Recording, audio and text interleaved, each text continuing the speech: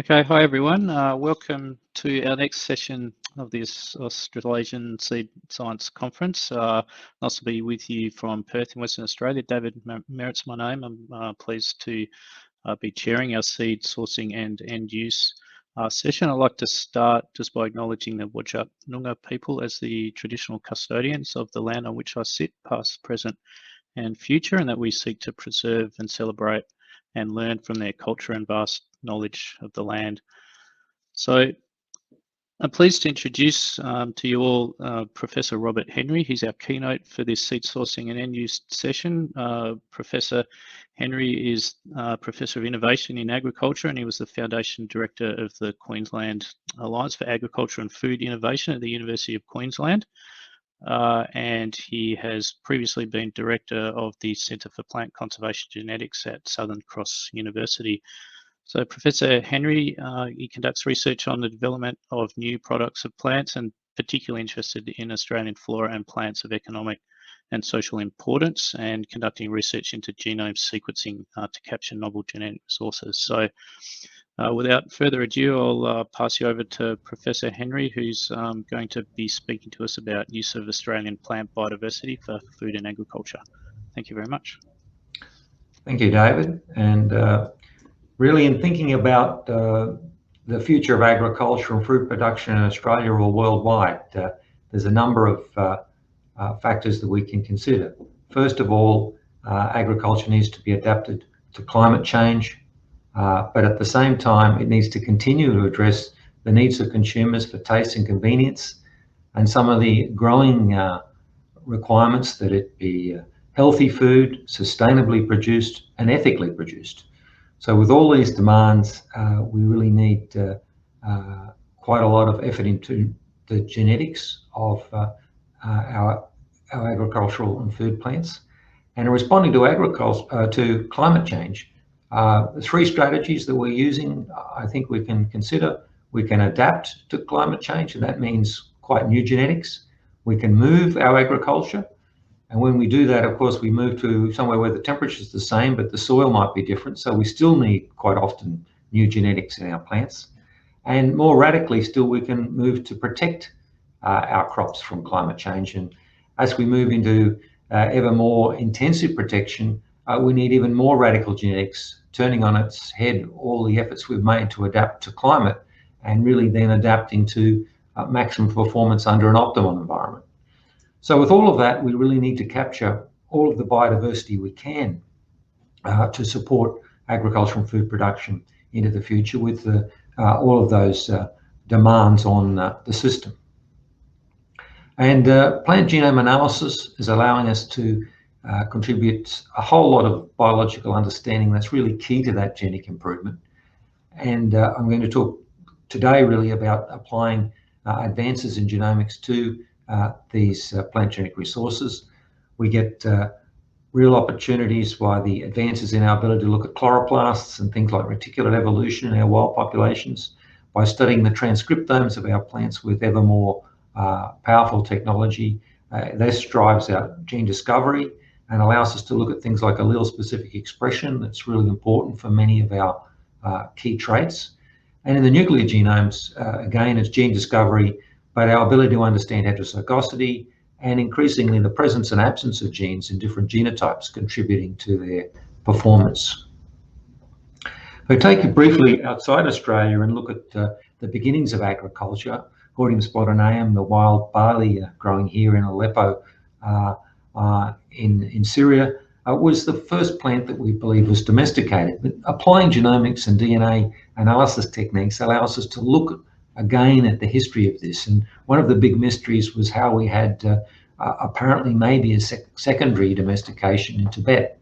But what DNA analysis of large numbers of genotypes has allowed us to do is to say that the barley really was domesticated in the Fertile Crescent in the Eastern Mediterranean, taken across through India and up into the mountains, and then actually escaped into the wild in Tibet. So unraveling the history of plants and their domestication is really the starting point for looking to the future and how we can repeat that domestication in bringing new genetics to our agricultural systems.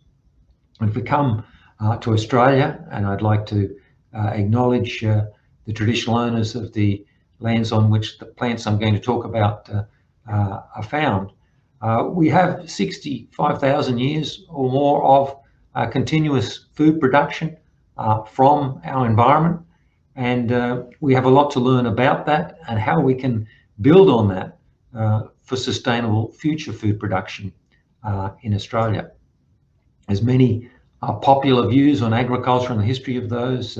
Jared Diamond, for me, started that many years ago with some of his writings. But we really need to apply the very latest science and technology to really understand what has happened, where we are now, and how we can go forward with using the genetic resources we have to produce food in Australia.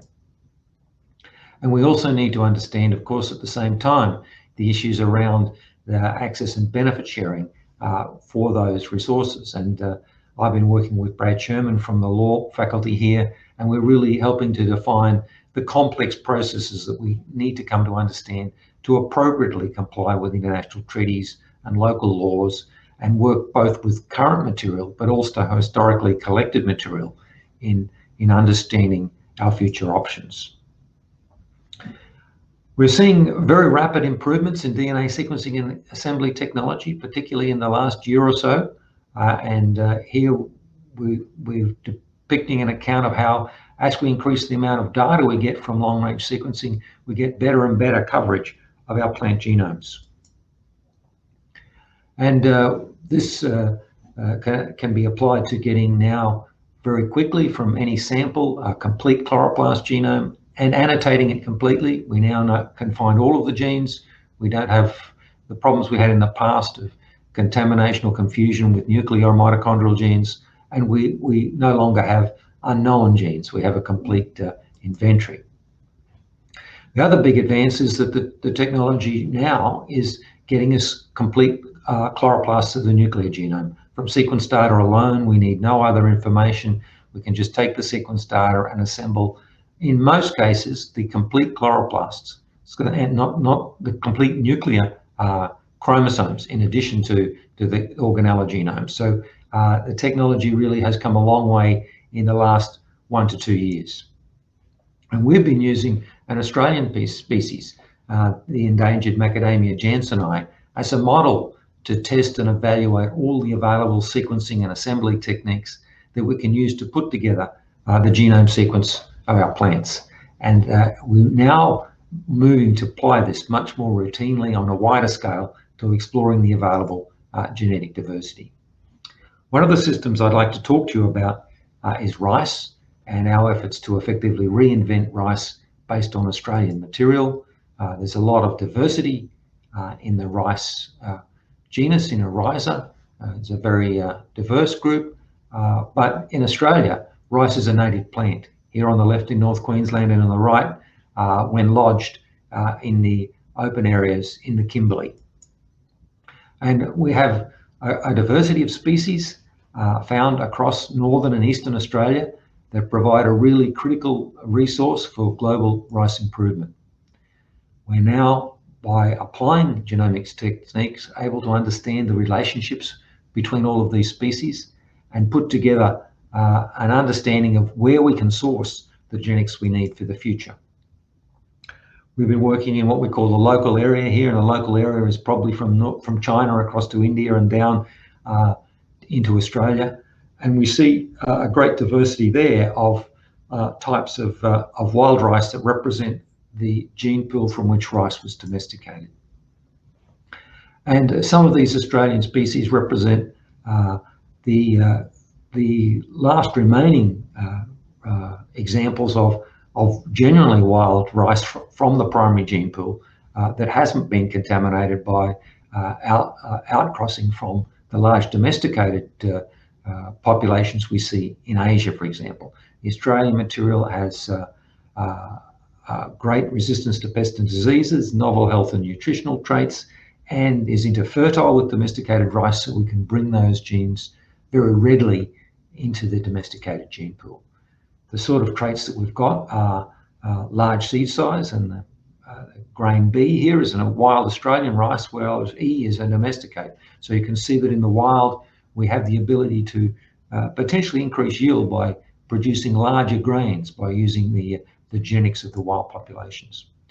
And we've been looking in Northern Australia, where we see remarkably naturally occurring hybrids between some of the species, suggesting that there's ongoing dynamic reticulate evolution, which suggests we have a gene pool that could really be useful in adapting to climate change.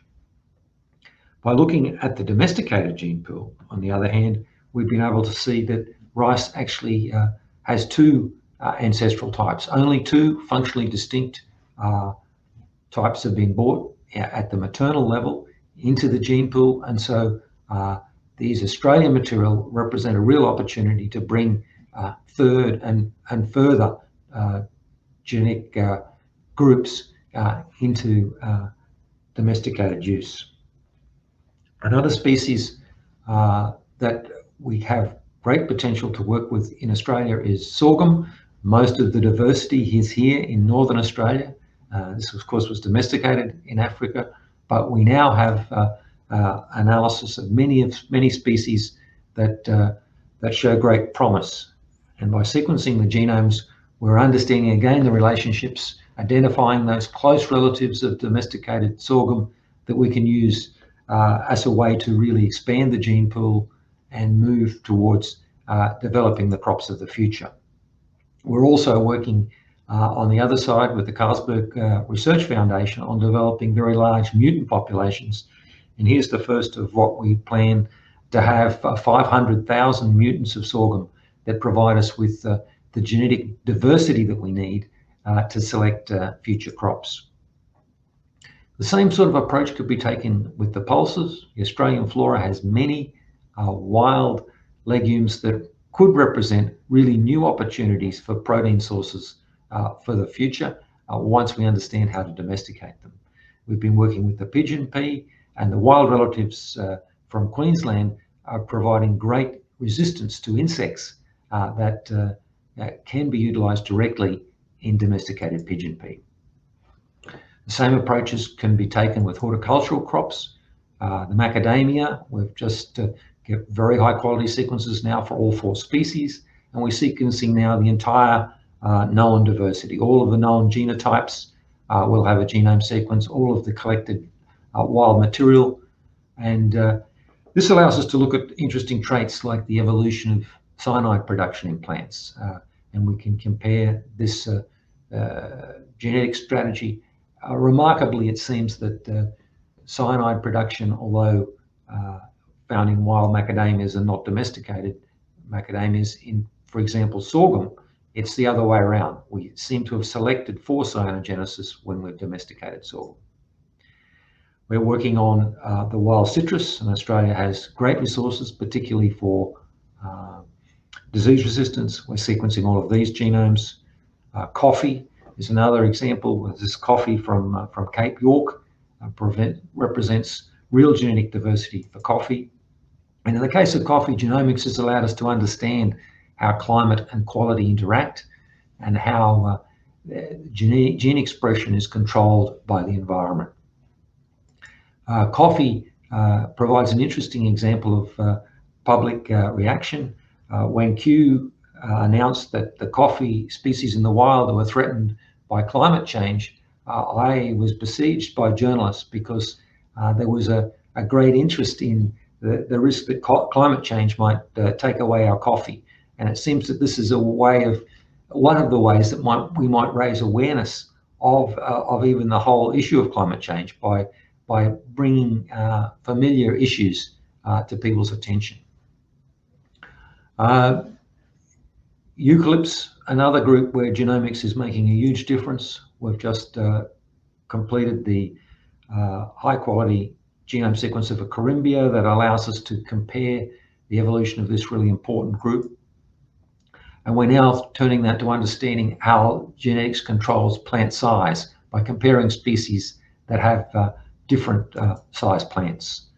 Similarly, we're applying it to understanding how we can modify medicinal plants, here producing higher alkaloids in our native Duboisias. So we can use crop wild relatives directly in improving our crops, but we can also think about completely new crops. Here's an example of Microlina, which we've worked with as a potential replacement for rice. So we can think about producing a rice-like grain in a temperate environment without flooding, in a much lower with a much lower amount of water and over a much wider range of environments. That requires us to understand and characterize the genes that are required to quickly domesticate a plant. And in the case of rice, we're now developing gene editing techniques for both wild and domesticated rice that will allow us to move genes back and forwards quickly and to rapidly domesticate a wild species, or to test a novel wild gene in a domesticated background. We have many targets now for domestication, and with this technology, domestication is something that should take many years. It should be something we can do very quickly, relying on knowing the complete genome of the species and exactly which genes we need to change to get the outcome. So capturing biodiversity for agriculture and food from the Australian flora, there's many of our major crops that we can really provide the key support for. The ones highlighted in red here are the ones that are under very active research at the moment, but all of this list are key candidates for major improvement based on wild Australian crop relatives. Of course, we are looking at all of the Australian plant species through the Genomics of Australian Plants initiative of the Bioplatforms Australia, and that will eventually, starting from the family level, going down to the genus and then the species, help us to systematically capture the genomics of the rich Australian flora. Another important initiative that we're engaged with is the Threatened Species Initiative, in which we can sequence not only the threatened species, but in cases like this one, where there's only less than 100 individuals, we can aim to sequence all the known individuals of the species and capture all of that diversity, something that's very important to do for endangered species. Plants, of course, have a wider role than just in food, and we're looking at how we can position plants to replace fossil carbon and replacing it with a renewable carbon that comes from a plant source. And this traditionally has been thought of in terms of use to produce things like fuels, but increasingly, because of the prospect of electrification of our transport systems, the focus is really on replacing oil, for example, in production of all those biomaterials that are traditionally produced, the plastics and fabrics and building materials. These are things that we're going to need into the future, and that we do need to find an alternative to fossil carbon for. And so many of our Australian species may represent those options, and using genomics, we're really able to select how we can adapt many of these species to this role. We can also use genomics to understand how climate affects populations in the wild. And here's an example where we've looked at a species from Melbourne up over the mountains and back down to sea level. And we're able to understand which genes are changing as the environment changes. This is important for conserving wild populations, but also very important in giving us clues as to how to modify crops so that we can adapt them to the future climates. We're doing this sort of thing by looking at now at the whole rainforest, the genomics of rainforests and how they're moving and adapting to climate. And this will be important in their conservation, but also teach us about genetics and environmental adaptation. I'd just like to really end by saying we're going to have the Harlan Conference next year, which will be an international conference on cross domestication and capturing of biodiversity. And by thanking all the many collaborating organisations and investigators in the work that I've been talking about. Thank you very much. I think I can now take some questions.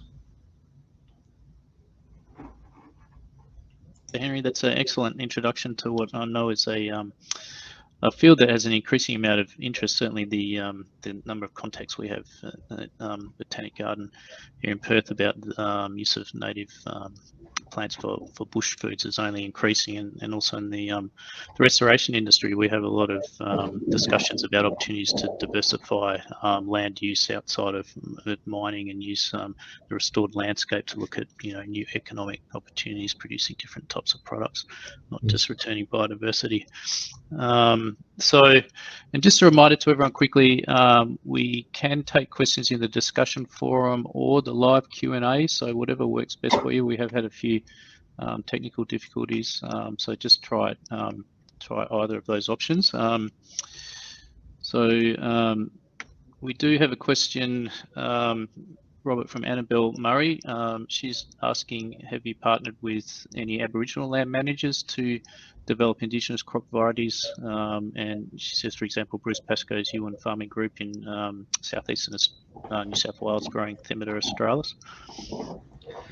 Yes, well, we're beginning to work with a number of different groups, mainly here in Queensland. We're interested in some of the plants on Cape York, things like the rices and the sorghums in Northern Australia. We're also working with some of the Indigenous people in more arid areas, looking at some of the plants that they may have cultivated. So I think that's a really important strategy and way to advance this, to really try and understand what's happened, as I say, in the past over the very long period of food production in our environment, and from that work with Indigenous people to, in many cases, produce maybe crops that they could be growing in Indigenous-led enterprises on country. So that's a very important strategy. I have a second question from Marlene. We have now entered this genomic era, and yet there are so many species of which we have no genetic information. For organisms for which we have no genetic data, where and how should we start? That's quite a... Well, you might get a predictable answer from me. I'll say you should start by sequencing the genome, and we should aim to do that for all species. And that'll be cost effective.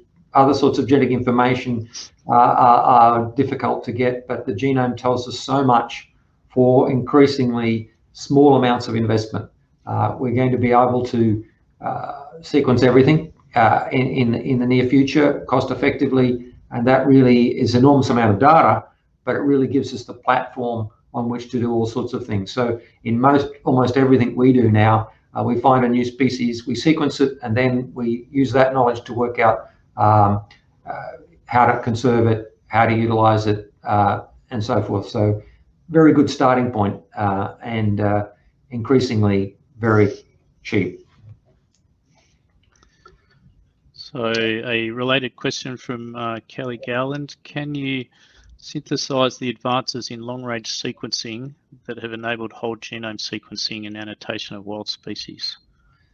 Yeah, so there's two or three different areas. There are a number of competing platforms for long-range sequencing, but probably one of the key ones was the developing the idea to resequence the same molecule many times.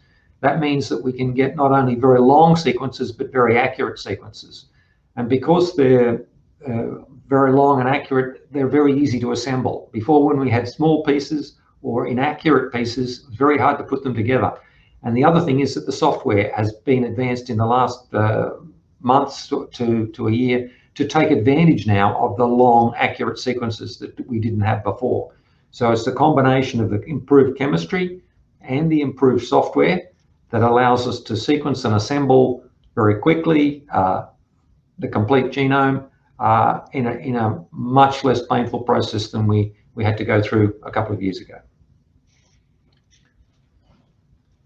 So perhaps a related question from myself, thinking about the techniques you use and being able to identify potentially complementary traits or multiple traits within plants. So I'm thinking about maximizing honey production through increasing flowering time, or for example with Triodia, we're very interested in seed production, but you touched on it a little bit. We're also interested in it for everything from latex production through to biomass for soil amendments and these kinds of things. So can your techniques fast track those? Yeah, so those kinds of concepts? Yeah, I advocate then sequencing a large number of individuals that vary for the trait, and you can compare those with one attribute with those with another and identify what genes control it. That method actually works. Years ago, we would have tried to clone the gene.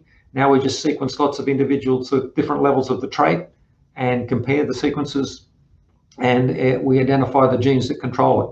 It's been shown to work in many systems. The other is to look at the level of expression of genes in those contrasting phenotypes and see which genes are being expressed in the genotypes that have the trait that you're looking for. Again, a very powerful tool. In many cases, very quickly tells you which genes are controlling the trait and allows you to select individuals that have that trait.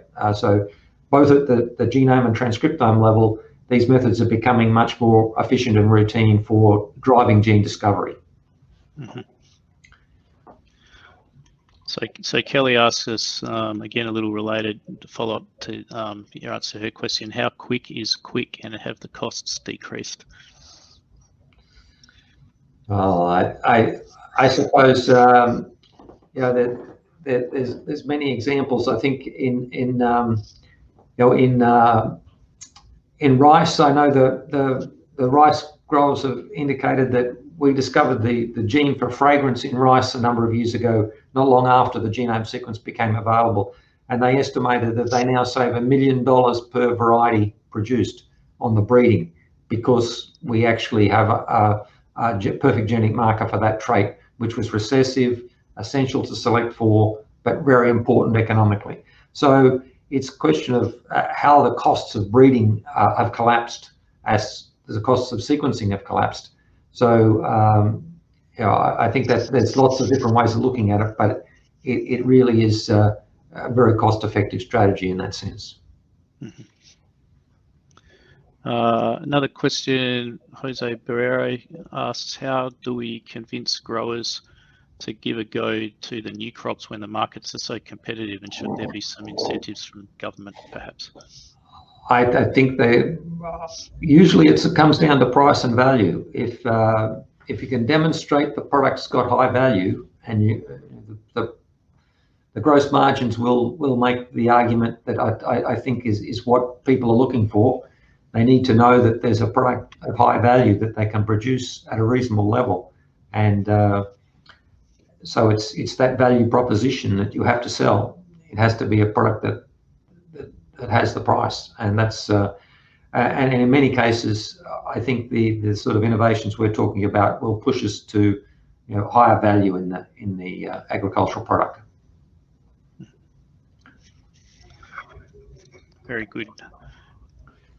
So it looks like that's all the questions we have for now, Robert. So I'd like to thank you again for the keynote introducing our seed sourcing and use session, and we can, I think, move into the main session of talks. So in this session, we have 7 speakers, and we're going to hear from revegetation industry. We're going to hear about the Floorbank Guidelines, seed production, capturing genetic diversity, and I'll pass over to our first speaker, which is Marcus Mikli from the Revegetation Industry Association of Western Australia. Thanks, Marcus. Hi, I'm Dr. Marcus Mikli, Chairperson for the Vegetation Industry Association of WA, known as RIAWA. We're a state industry body formed in 2003. It consists of a wide range of corporate, private and government bodies. RIAWA provides a voice for the WA revegetation industry and has a code of practice that all revegetation and rehabilitation works are be done to the highest standards possible.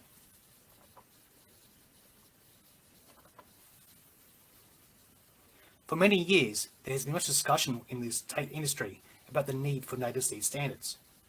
There was great concern that the buyers could not tell the quality of their purchased seeds, which greatly increased the risk of revegetation works failing. Riawa started developing the native seed accreditation system in 2010, and after much dedicated effort, launched in 2015. It is the first such system in Australia, and one of the first in the world. We currently have 10 companies and 46 collectors accredited. The system is being adopted by various state seed buyers, including mining companies and local governments. The standards are also being considered as a template for the National Seed Strategy's quality standards, and has been referenced in the new Floorbank Guidelines. So why have accreditation? Well, without adequate standards, there's a high risk that buyers might purchase seed of low quality, which may cause them to fail their registration goals. In the past, many sales have gone wrong, from contamination, damaged seeds, wrong species, and even batches not even containing any seeds. There are two main advantages for buyers to adopt the accreditation system. Firstly, buyers can better understand what quality standards they require for their seeds. They can then stipulate their requirements and expectations to their suppliers. Secondly, buyers can compare apples with apples in terms of prices and quality offered to them from different accredited suppliers. This helps them choose seed batches with the best bang for the buck. There are also two main incentives for suppliers to become accredited. Firstly, they will be on the Riawa accreditation list, which should increase inquiries and tenders, leading to more profit. Secondly, as seed buyers can stipulate their requirements better, it makes it easier for suppliers to better manage quotes and contracts. Riawa has developed 7 standards, which all accredited seed collectors, traders and suppliers must abide by. Due to time, I will focus on the first 4 standards: harvesting, processing, storage, and marketing and supply. The first standard requires that collectors must harvest seeds in a legal, ethical and sustainable manner. They must have appropriate state government licences. Each accredited collector can only supervise a maximum team of 4 casual collectors in the field.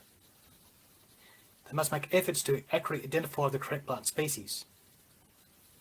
As according to Floorbank Guidelines, they must collect the seeds in a sustainable manner and maintain accurate records of provenance locations. Whenever possible, they must collect from a minimum number of 10 randomly selected healthy plants for local genetic representation.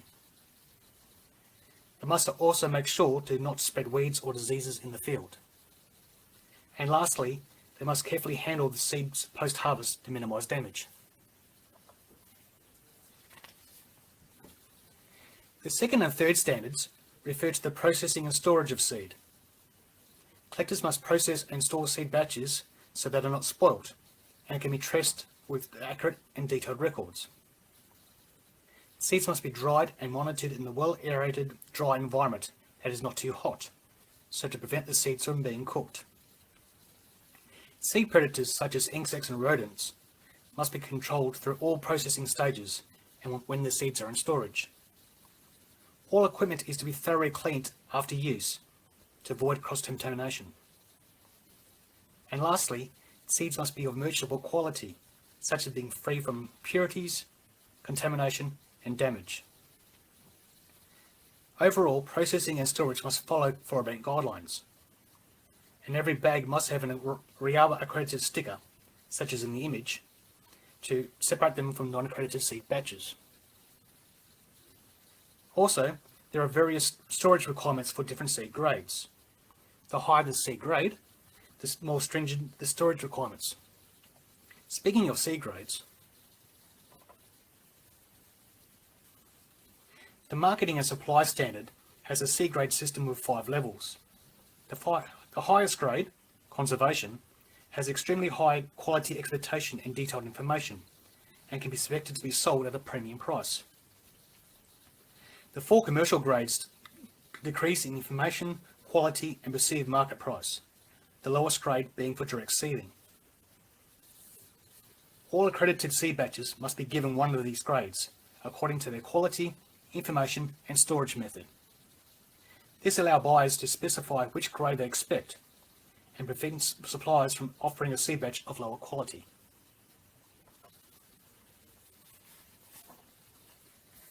how can a buyer tell if a seed batch is of acceptable quality and meets a grade level? For example, if a supplier offers a batch of species X with 80% purity and 70% viability, how can a buyer tell if that's acceptable quality for that particular species and grade? To assist with this, Riawa has developed an online seed database. It currently contains data on the acceptable viability, germination and purity ranges for 895 species. It also has photos for 415 species to help visually gauge the acceptable purity level. The database is a work in progress, and we expect to add many more species soon.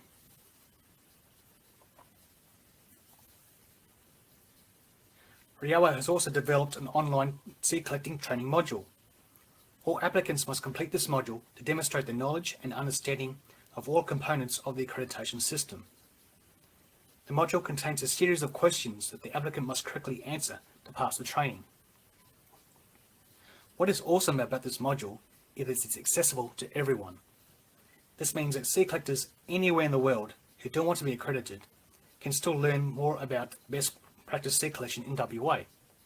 And they get a training certificate too.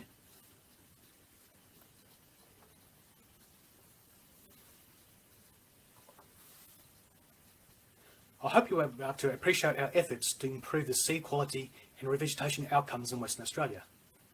If you are interested in learning more, all of Riawa's accredited resources and supporting material is available on our website. Thanks for listening.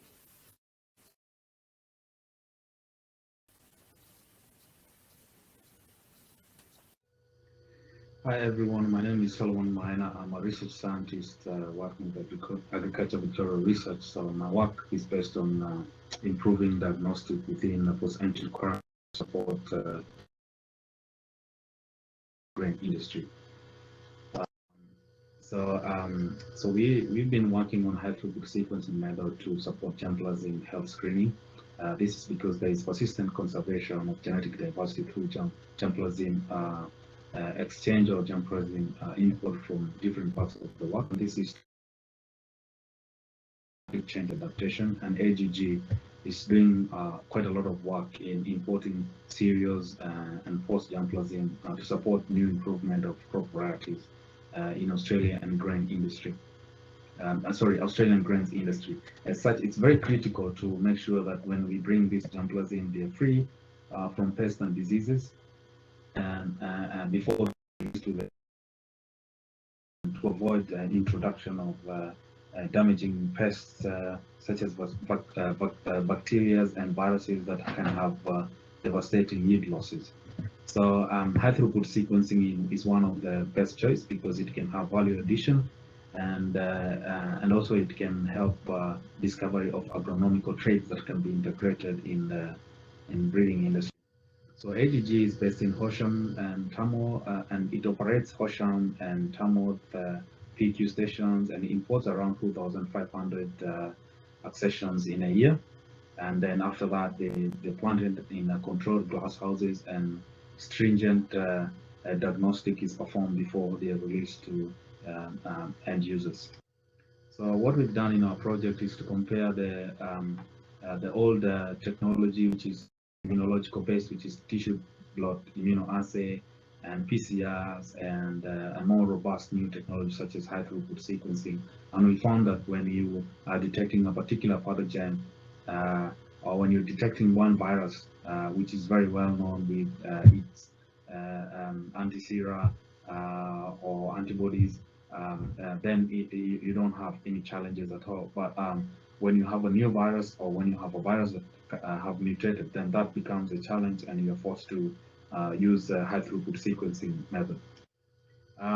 From the genomes that we obtained for example, for PC-borne mosaic virus, what we did is that we wanted to investigate that whether we have exotic lentil strain that we don't have it in Australia.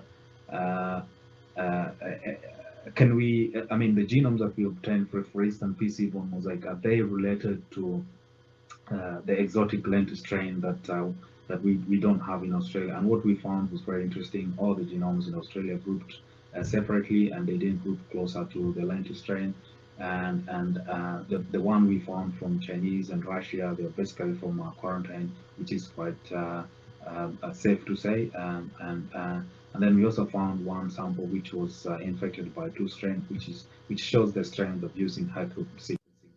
And then the other thing we did in this project is to determine what is the difference between a PCR gel.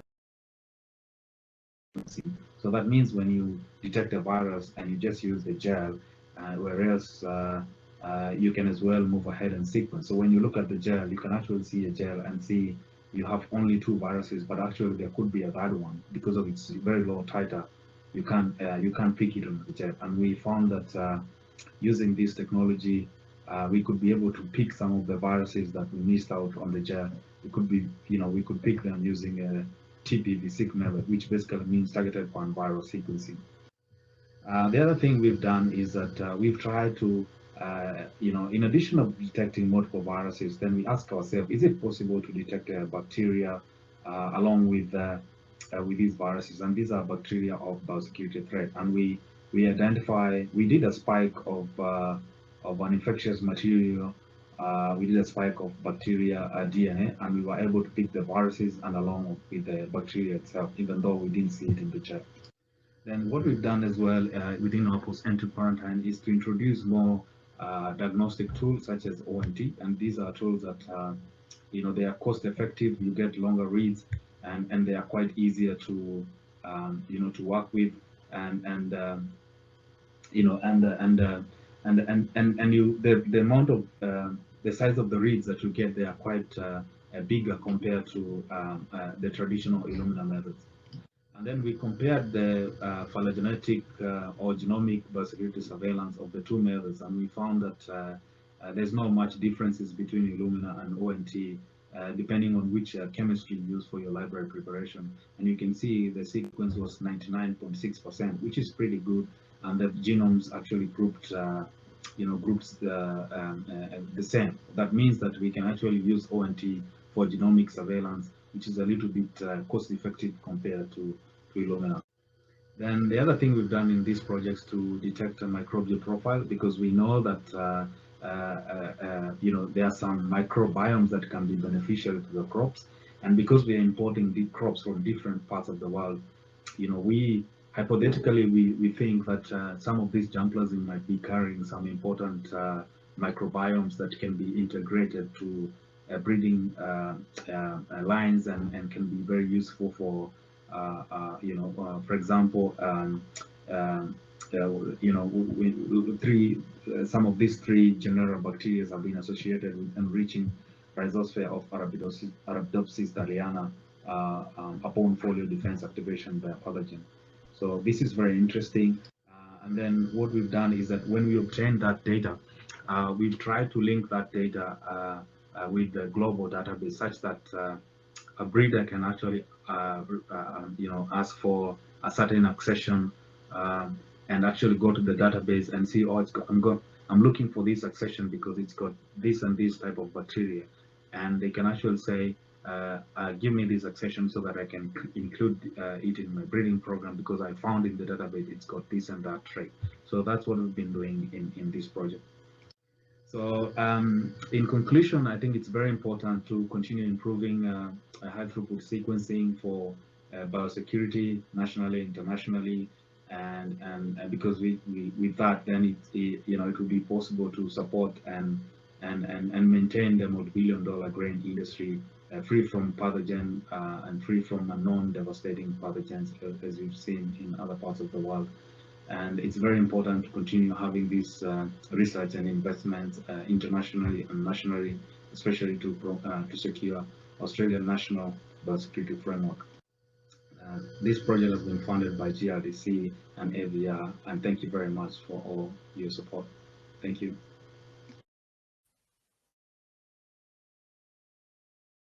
Ready to go. Hi everybody, I'm Madeleine van der Merwe from the Research Centre for Ecosystem Resilience at the Australian Institute for Botanical Science. Today, I'm going to share with you some of the results from a large-scale study that we've been doing using genome-wide SNP data to learn how we can maximize genetic diversity in collections. So earlier this year, the UN Convention on Biological Diversity released a new framework which aims to safeguard 90% of genetic diversity of wild species by 2030. And you might sort of questions come up with what is 90% of genetic diversity? How do we capture 90% of genetic diversity? And then quite important, what strategy can we use to maximize genetic diversity in collections such as germplasm collections or collections for restoration while we optimize collecting effort? So here we'll utilize some population genomic data and progeny analysis to explore some of these questions. So just a little bit of background. What is genetic diversity? It's mainly all the variation that we find in the genome, in DNA fragments, and different words are used: polymorphisms, alleles, gene variants, SNPs, a whole range of them. And some of these result in measurable traits, but some are yet to be discovered. So a species genetic diversity is, of course, a combination of the genes within an individual, whether it's highly heterozygous or homozygous, across the genome, between individuals in a population, and among populations, and how these interact with each other. The genetic diversity of a species has the origin, of course, in the mutations and recombination, and how these spread throughout the population of the species are affected by history, the distribution, dispersal, and reproductive system of the species. All these are summarized in the recent germplasm guidelines that should come out soon. Why do we want to maximize diversity in collections? I think this is a question that we're all now very much aware of. I think, first of all, early establishment, we want to avoid inbreeding depression, and we want to facilitate successful reproduction of healthy seed. In the long term, we want to enable a species to have as much, I'd like to call it genetic armor, to combat all these unknowns that we're going to throw at it, or that the environment is going to throw at it. And most species have, during their life, accumulated a lot of diversity that can actually help with this process. So we would like to capture that. I'm going to use two examples from work we did. I thought, let's keep it simple to two examples, and I'm going to use two congeneric species that co-occur across the east coast of Australia. These two Hakea species share many functional traits, but they have actually diverged quite a few years ago. So, two questions I'm going to try to answer today is collecting at a site and collecting across the distribution. So, to address the question of how can we collect at a site, what we did was to collect multiple seed collections from multiple mothers at many populations. And then we germinated the seeds, keeping track of maternal lines. And we genotyped the seedlings, and we got a SNP matrix that has both a reference population for each site as well as a number of seedlings. And this enabled us to then pull out specific samples from our seedlings to kind of make up a strategy for collecting. So what happens if we collect seedlings from one mother versus seedlings from 10 mothers? We did this across many populations because we know species differ across sites and populations.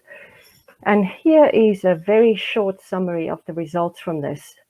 And you can see each line on this graph is a population, and we've got our two species, Hakea sericea and Hakea teretifolia. And then indicated on this is our reference population. So this is the proportion of alleles here in each of these sampling strategies captured in relation to the reference population. So from 10 mothers, from 5 mothers, from 2 mothers, and from 1 mother. And you can see basically that we find this decline, a rapid decline in some cases, of diversity with these different strategies. So take-home message from this is that gold star collecting, if you collect from many mothers in all examples, And what we try to avoid is collecting from only a few individuals. This is at a site. So now we move on and we're going to explore patterns across the distribution of a species. So again, I'm using the same 2 species, which have very different population genetic estimates. High FSTs for the one, not so high for the other one. Then we move it on. So in this case, we collected samples from 30 populations across the site of the distribution of each species. And we again genotype them. And here I give a summary of different collecting strategies. So this is kind of quite new stuff we've been doing. So I've tried to indicate on these 2 graphs, each bar plot is a sample of a number of individuals and how that captures the proportion of alleles in the total, out of the total. And I just captured a few sampling strategies indicated with different colors, 5 individuals, 20 individuals, 24 and 30. And what I have on here is where we reach 90% of our sampled diversity. And you can see with Hakeasaurisia, 30 samples from a red one, which means many sites sampled in the collection, and we get above 90. For Hakeateretifolia, we already get to 90 with 24 samples and not even from all the samples. So as a take-home message, we don't always need to collect from all sites to capture as much diversity. But for some species, to capture 90% of diversity, it is very important that we go to many sites, as many as possible, and we only need to collect a few samples from each of these sites. So, take-home message. If you're collecting at a site, collect from as many mothers as possible. This we've shown, we've got 8 species for which we did the progeny analysis, and that's what they all show. Strategies to collect 90% of diversity at species level, so across the distribution, will differ across species. But one of the really promising things from this is that when you're out in the field, you can collect a little bit of seed, and that's going to contribute to that diversity in any germplasm collection. But I'd like to encourage people to keep their maternal lines separate for conservation collections. And that is a whole nother talk on another day. Finally, I'd like to thank you all for listening and tuning in. And there are some employment opportunities coming up at ABE, so keep an eye on the ads. 2 postdocs, a technical assistant, and a collector. And thank you again for listening.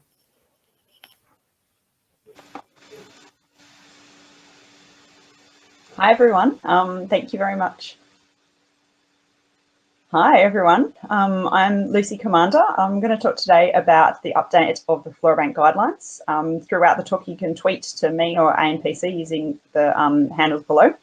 Now, today I want to tell you not only about the new edition of the Floorbank Guidelines, which are best practice guidelines for native seed collection and use, but also our revision process, what's in the guidelines, but most importantly, why you should read it and why everyone associated with native seeds should read it, from policy right through to planting. And also I'll talk about a few associated guidelines as well.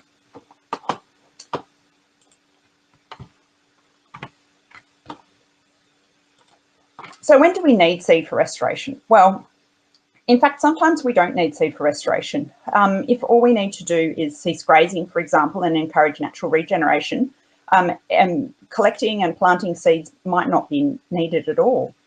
But in a lot of cases, when land is cleared or highly degraded, seed inputs really might be required to replace either just missing species or increase numbers of species already there. And in some cases, different techniques are needed for different species. So some might disperse through wind dispersal, but others are replaced through seed, and then others replaced through planting. We also recognise the importance of ex situ conservation, such as seed banking and nursery propagation, to support in situ conservation, including seeding and planting. And you can see how there's this exchange of information and also sources of propagules between in situ conservation and restoration, as well as ex situ conservation. This is a very simplified view of the native seed supply chain for restoration.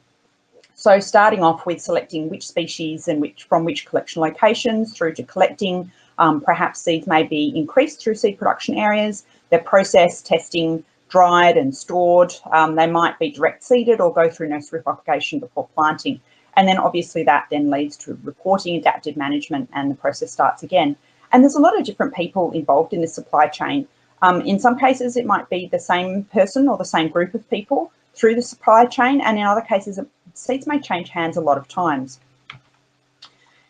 And there are lots of questions when using seeds for restoration, not just, which species and where should we get them from, but also like what's the quality and how do we store it? And some of the other speakers in this session have covered, some of these questions as well.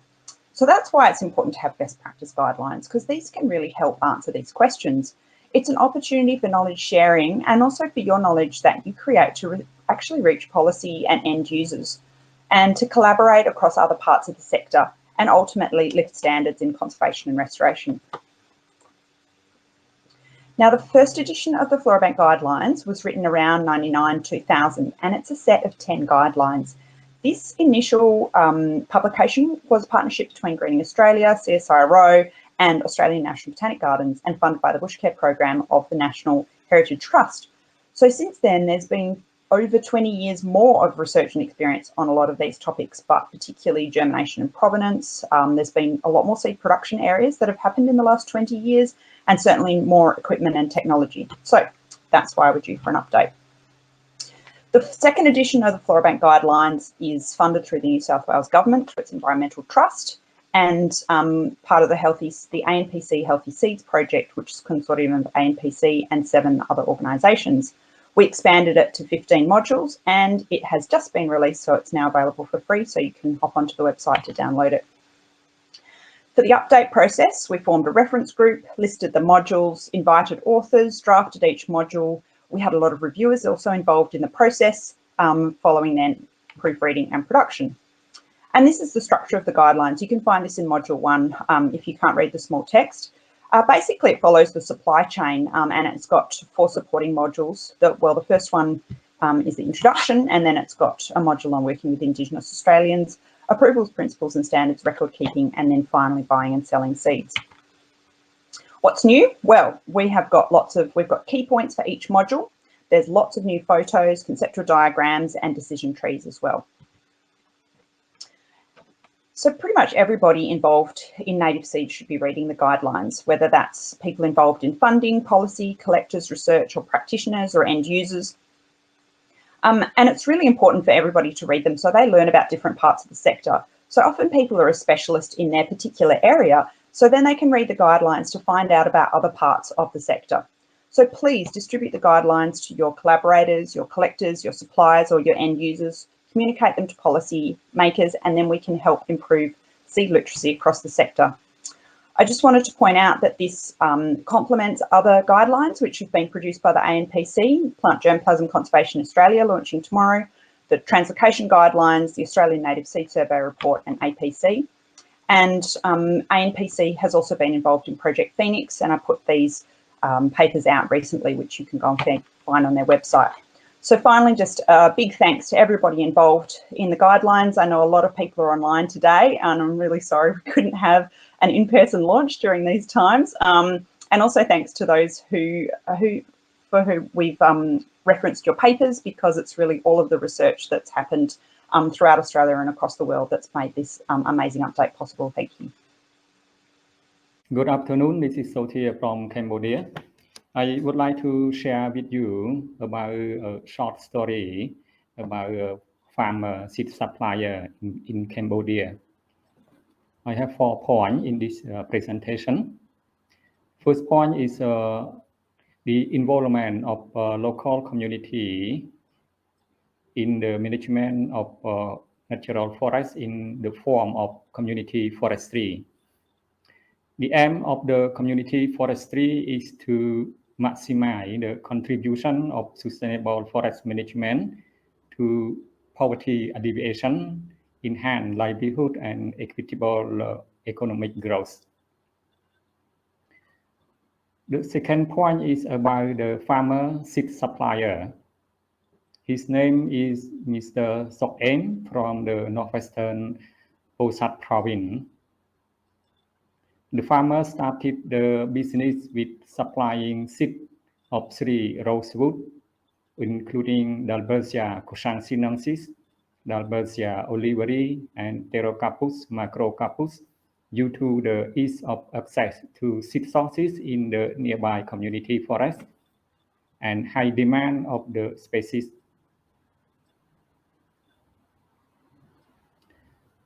He received training and regular technical support from the Forestry Administration, and since late 2010, his family main source of income comes from selling seed and seedlings. The production of seedling of the tree rosewood in Cambodia grew by 90% between 2015 and 2019. The farmer, Mr. Sorghum, has to purchase seed tree from the local farmer or community forestry member before he could collect seed.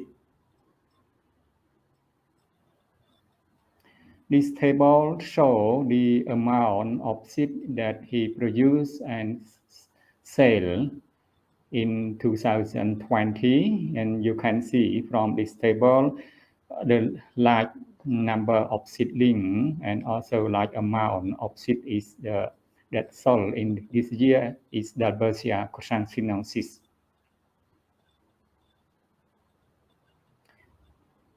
The farmer has faced some challenge in his seed business.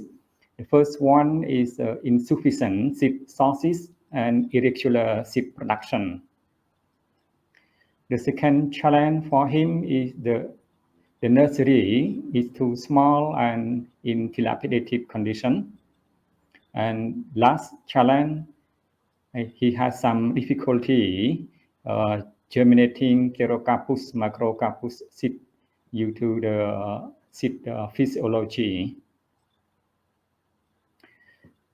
The third point of this presentation is about the intervention of the Darwin Initiative funded project conserving rosewood genetic diversity for resilient livelihood in the Mekong.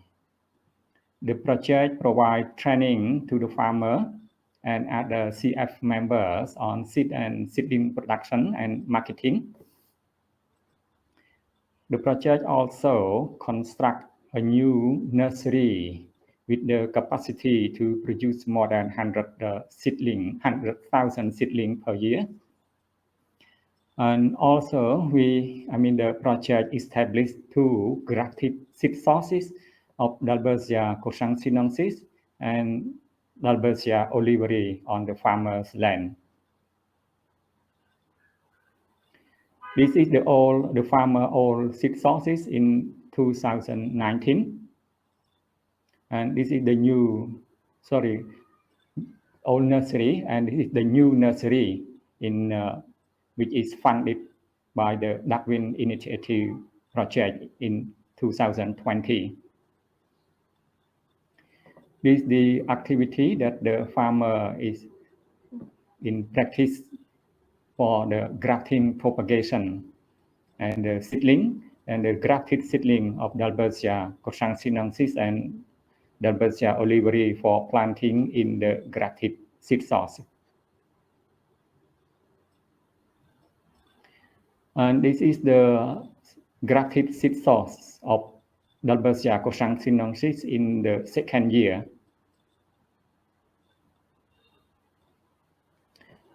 In conclusion and way forward, the selling tree seed and seedling can be a profitable business for local farmer. The establishment of farmer seed sources will reduce the production cost, while it is easy for the Forestry Administration to monitor and provide technical support. The collaboration between the Forestry Administration and local farmer has resulted in a win-win situation. The Forestry Administration has created an efficient way of seed supply while creating a sustainable source of income for the farmer. There is a requirement that Forestry Administration to keep providing technical assistance and monitoring in order to ensure good seed and seedling are sold to the end user. Yes, thank you very much. Hi, my name is Alan Humphries and I'm the curator of the Australian Pastures Gene Bank. Today I am presenting from Ghana country and would like to acknowledge Aboriginal elders past and present. I would like to talk about how we improve the accessibility of Australian native plants in the Australian Pastures Gene Bank. Firstly, the Australian Pastures Gene Bank is a collection of temperate and tropical legumes, grasses and forbs amalgamated from state collections in 2015. The mandate for the collection is plants that benefit agriculture and the environment. The APG operates under the framework of the International Treaty for Plant Genetic Resources for Food and Agriculture.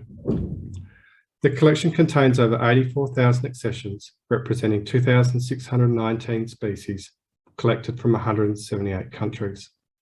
The map here shows where the different accessions from the collection came from. This is a heat map showing the origins of the accessions collected in the APG, where we have latitude and longitude information. As you can see, there is a real hot spot in the Mediterranean environments where there were lots of collection missions in the 70s and 80s. The tropics are also well represented, as is southeastern Australia. Australian Indigenous germplasm. This year we have identified which accessions in the collection are native to Australia. We're able to do this using the information system called Green Global that we use, which has the worldwide distribution of most of its taxa in its knowledge bank. Where the taxa were known to occur in Australia and the accession was collected in Australia, we deemed it to be native. There are 2,415 native accessions identified. Of these, 1,243 are georeferenced with lat and longitude information, so we can map their location as shown here and reference them as being indigenous to that environment. The most represented genre are Atriplex, Cullen, Glycine, Lotus, Anthrax-acne, Sesbania, Irididosperma, Themata, Tylotus, Canedia, Desmodium, Decanthium, and Chenopodium. I'd now like to show you how to access the collection, find native accessions and order seed. Firstly, you can visit our website, shown here in red, and then click on Advanced Search Criteria, and then from the drop-down menu, you can select accession source habitat type, and then lastly, Australian native. This is a feature we've actually only added in the last 10 days. By clicking search, you restrict the search to just Australian native plants, which you can see here 2,314 have come up. You could further restrict this for the genus or species by adding it in the search box up above. So from the list that comes up, you can then look for material that you're interested in. And if you create a profile, you can log in and order these by adding add to cart.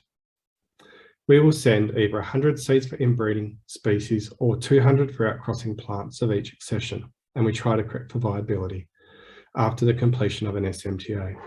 If you click on an accession here, on the next page I'll show you the information that's behind that.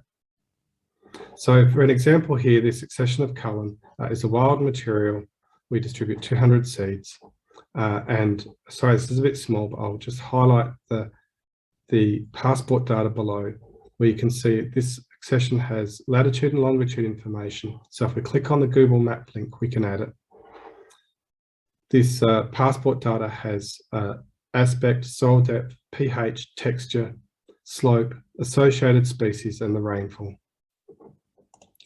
Another example for accessions where we've regenerated fresh seed in the last 5 years, you can see that we take quite a few pictures. So there's a scanned image of the seed, plot photo, flowering, and pod set. And if we scroll down below on this page, you would see all the observations collected for this accession. So things like growth habit, twining capacity, seed color, leaf color, days to first flower, canopy height, and so on. If you click on any of these links, you'll see how this accession compares to other desmodiums that have been regenerated. So for example, this accession with 161 days to flower, I know that is one of the latest flowering desmodium accessions that we have. I'd now like to talk about the health of our native seeds collection.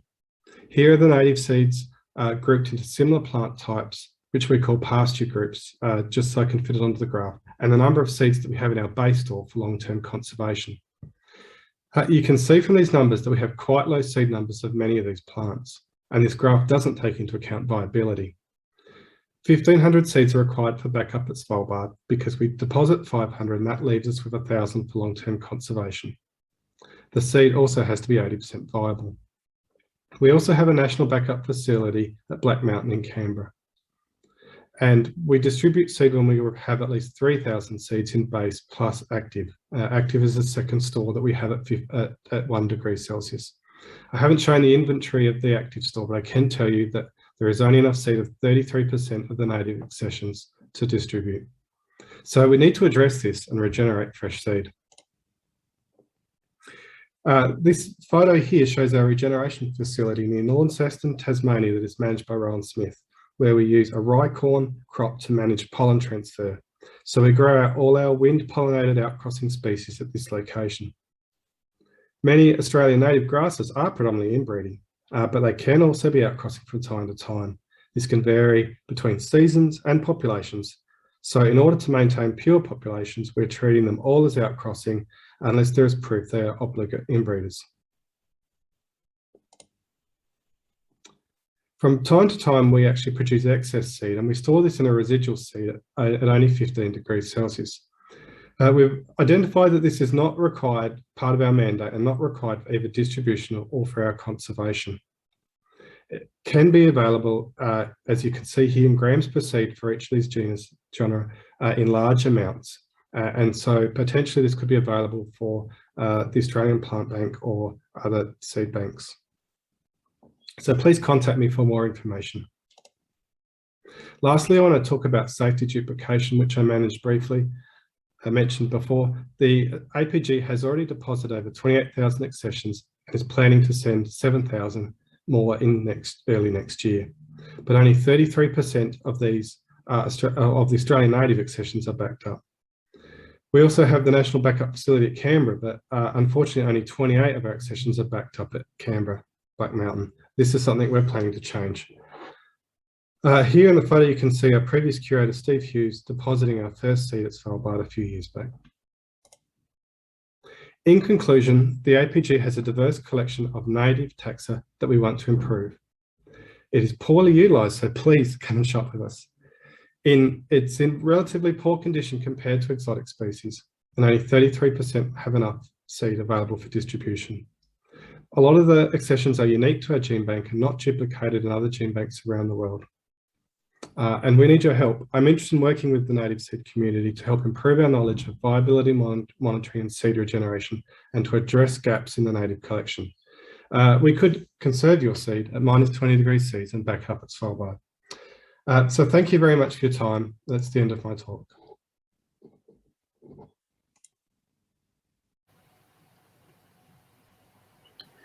Hi there, I'm Paul Gibson Roy. I'm giving a presentation on seed resourcing for large-scale threatened ecological community restoration.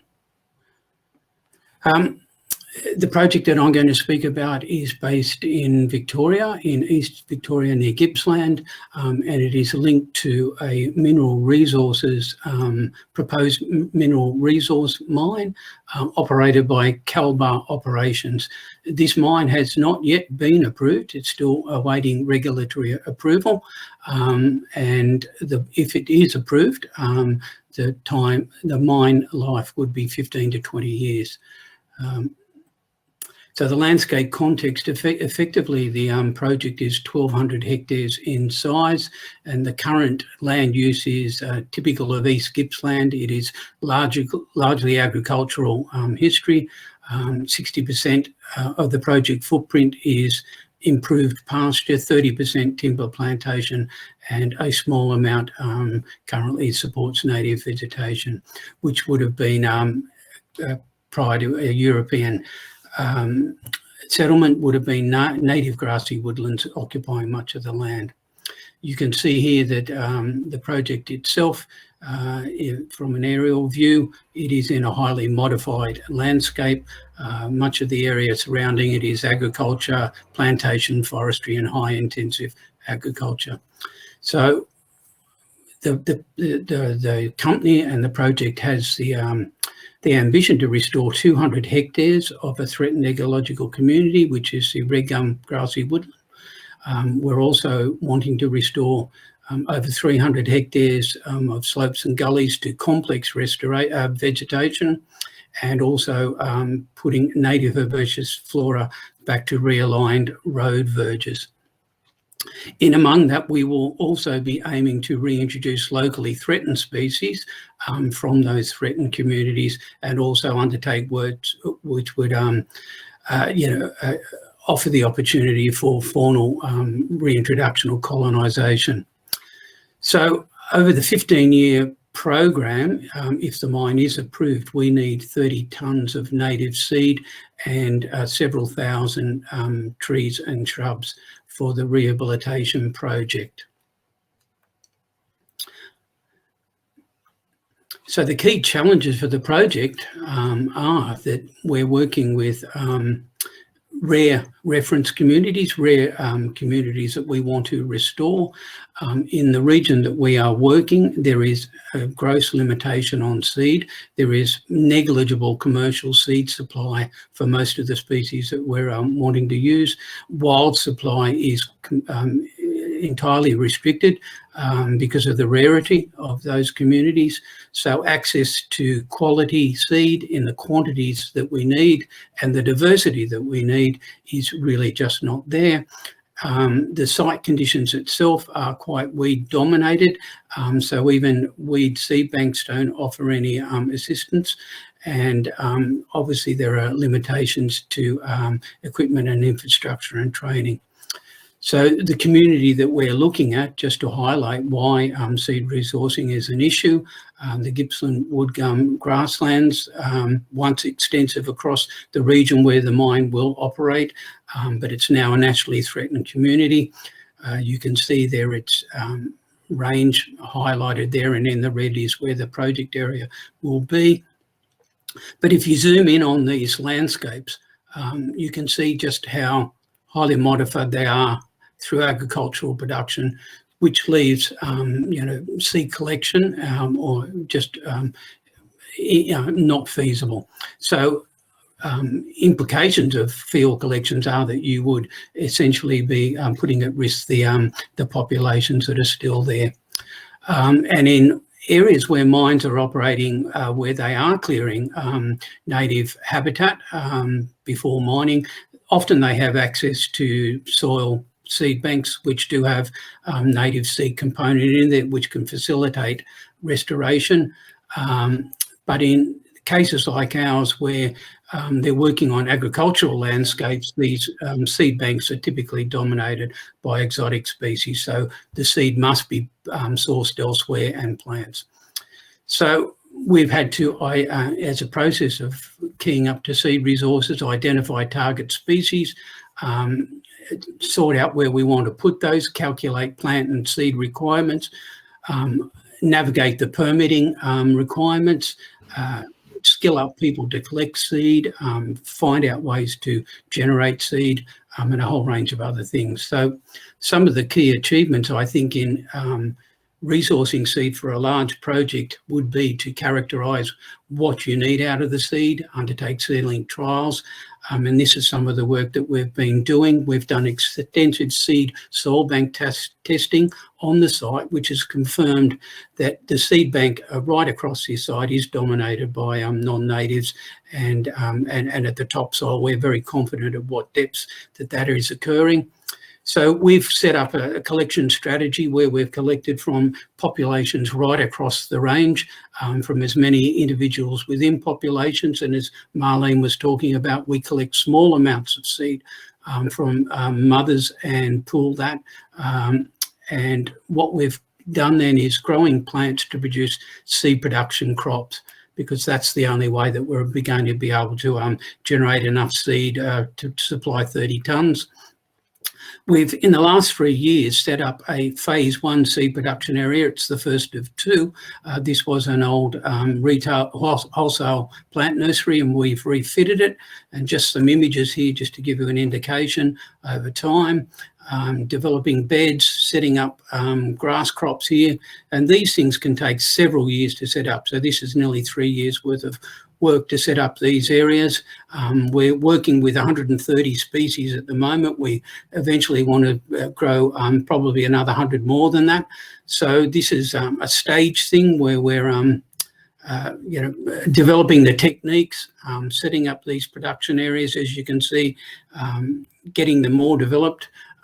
We're setting up seed storage cool rooms, seed processing, seed cleaning, seed testing, so purity testing, germination testing, and also setting up on site seed blocks or planting blocks for shrub species. So we block shrubs in minimum of 50 plants per block per species, and we've got hundreds and hundreds of meters of these things planted, which in the years to come will also generate seed resources from those species. We've also tried to engage with the community around this, trying to make them aware of the requirements of this sort of work. And eventually we believe that we will have to set up a seed production site up to 10 hectares to produce that seed required to restore a complex, 200 hectares of complex communities. So key features for meeting seed resourcing for threatened ecological communities in the Australian setting, where the seed market, commercial seed market, is very small and poorly developed, is that you need realistic budgets to do this. Seed production can cost significant amounts of money. We've spent hundreds of thousands of dollars, probably millions up until this point. Proper planning, realistic project timelines. Our project is up to 20 years, and that is probably realistic. A proper investment in long-term seed production capacity, and a real focus on seed handling, testing and storage requirements. Thank you very much. Okay, thanks, Paul, for wrapping up that session, and apologies once again, everyone, for the slight reshuffle of the program, while we just sorted a few technical issues in the background. So we can move to question and answer. There's a couple at the moment in the Q&A. So this one, first question for Solomon. The methodologies you've developed can identify a wide range of beneficial and pathogenic organisms. So what do you think needs to be done to make this routine, a routine and affordable process to screen germplasm collections?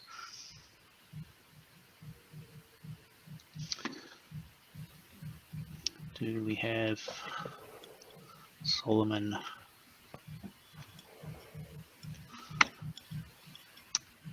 Hang on. He says he's here. We might just try to solve that for a sec. Got a couple of conflicting points of view as to whether Solomon's online. So the two questions for were for Solomon. I might then kick off a question. Marley, and I've got one for you, because I'm interested in the issue of genetic drift during storage. So as seeds age during storage, so we have our regeneration standard. I guess 85% of the initial viability is when we think we should regenerate to avoid losing important genetic information. Do you have thoughts on whether that's appropriate? Should we modify that based on your experience? I mean, we kind of looked at viable seed across and I think so. During the experiment, we actually grew everything up as well, and we already saw, and then we harvested leaves at seedling stage, and we saw loss there, and we saw loss at every step. And so there's loss of genetic diversity just during your initial collection. Some mums don't germinate at all, and so you lose that, and then you lose during your germination, and then you lose while it's growing up.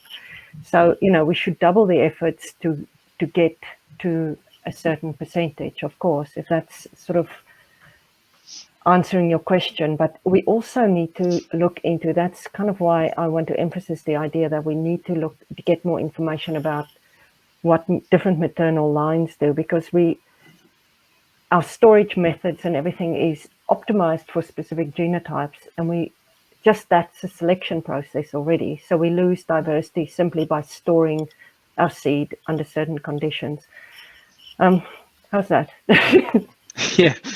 I mean, I guess I've always wondered about, the aging process. The population seeds, is that random across the entire, genotype, if you like, that we've captured? It's probably not. And so, at what point does that become a problem for us? Yeah, I think what we can probably do a little bit is to try to look at the origin of those populations, and then start to look at what was really captured. I mean, we can age the seed. It's actually something we spoke about a little bit, is to age the seed unnaturally in the lab and then see what we lost. But you have to do extensive screening to really get an idea of what you lost in that case. Yeah. Okay, Lucy, a question for you. I'm sure you've answered this question before. This is about how the Floorbank Guidelines relate to ANPC's germplasm guidelines, which are going to be launched tomorrow. Thanks, Dave. Well, Amelia and I have been working really closely together on both the Floorbank Guidelines and the germplasm guidelines, and they complement each other really well. The Floorbank Guidelines is designed for end users who are working with seed for landscape restoration. So anybody who's working on common species but threatened ecological communities and doing community level restoration can use the Floorbank Guidelines. But then for people who are trying to store seed that can't be stored by traditional methods, or don't think it's challenge rolling its seeds down, then they can have a look in the germplasm guidelines, because that goes into much more detail about ex situ storage of seeds, particularly non-orthodox seeds, and also other types of germplasm as well. So I guess one starts and then the other kind of takes on from there. And then the translocation guidelines also fits in with that for people who are doing translocation of threatened species as well. And do you still have plans to do some training workshops associated with this? I know that was spoken about pre-COVID. Well, it was spoken about pre-COVID. We're in WA, we're a bit trapped. So doing a lot of presentations in WA. Actually, since we started the Floorbank Guidelines, Project Phoenix was started, and they've actually designed an online training course based on the content that we have produced. So if you hop onto the Floorbank website, you can have a look at their training as well, and also Riawa, as we said already, has got an online training as well. So, Sounds good. Thanks, Lucy. So a question from Marcus. I know there was a couple of questions and answers in the discussion forum during the session, but this question is for you. What do you think might be the biggest challenge to rolling out the seed standards across Australia? The Riawa seed standards, that would be. Well, that is a big question. Main thing is, so we're finding that they get the seed buyers on board, and then they'll put it in their specifications and their contracts, and the suppliers come on board. But it's getting the buyers to understand that it is required and the benefits for them, that it is not red tape and more hassle for them. It's actually will greatly benefit them. If we can get that message across to them and to understand and learn what to do, and then how to stipulate in their contracts, then the suppliers will come on board. So for us, it's been an uphill battle for many years, but it's slowly getting there. Yeah. And I saw a bit of the back and forth again, the question about buyers requesting viability data. I kind of feel like, do you feel that even seed suppliers should just be providing that up front without it being requested? It seems to me to be kind of an important part of the information, of the quality of the product that the seed suppliers are providing. So rather than buyers requesting it, whether that should become something that's just standard. I definitely think it should be standard, and like we provide a very simple, quick cut method, or getting a rough viability thing as quick thing as and for time, and doesn't use too much seeds, but at the same time has a bit of bite to the data, so some credibility to it. So it isn't hard for the suppliers to give some basic information of viability, which will greatly help the buyer make the right decision and for better revegetation outcomes. Yep. So I had another question then for Thea. I was wondering about with your seed production, and certainly phenomenal program you've got over there. But, do you deal with species that produce seeds that are difficult to store, so recalcitrant seeds, and how do you kind of manage those through your seed production and supply chain?